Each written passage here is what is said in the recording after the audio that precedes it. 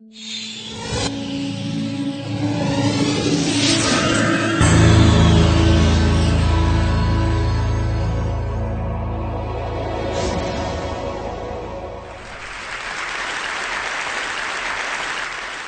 imagine a big explosion as you climb through 3,000 feet. Imagine a plane full of smoke. Imagine an engine going clack, clack, clack, clack, clack, clack, clack. Sounds scary.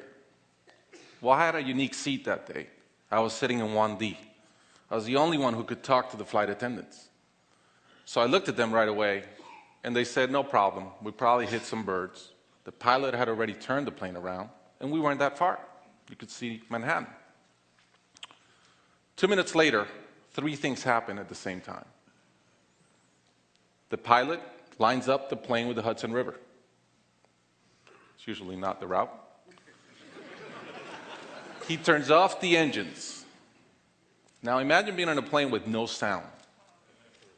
And then he says 3 words, as unemotional 3 words as I've ever heard.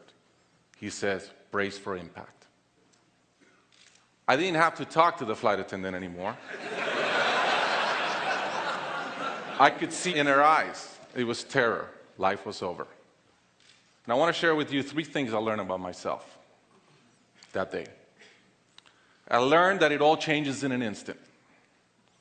We have this bucket list, we have these things we want to do in life, and I thought about all the people I wanted to reach out that I didn't, all the fences I wanted to mend, all the experiences I wanted to have and I never did.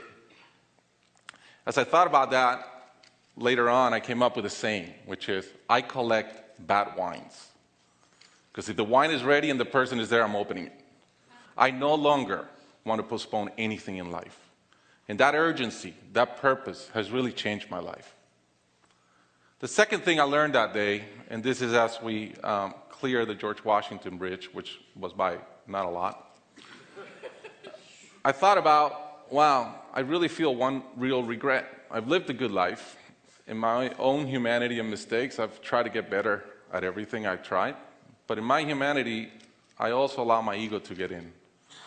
And I regretted the time I wasted in things that did not matter with people that matter.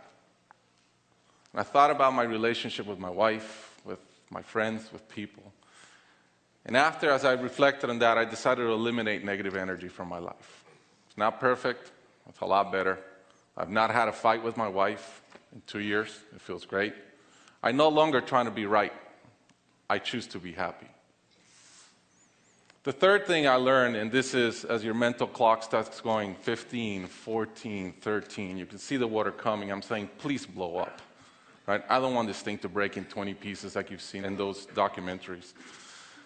And as we're coming down, I had a sense of, wow, dying is not scary. It's almost like we've been preparing for it our whole lives. But it was very sad. I didn't want to go. I love my life.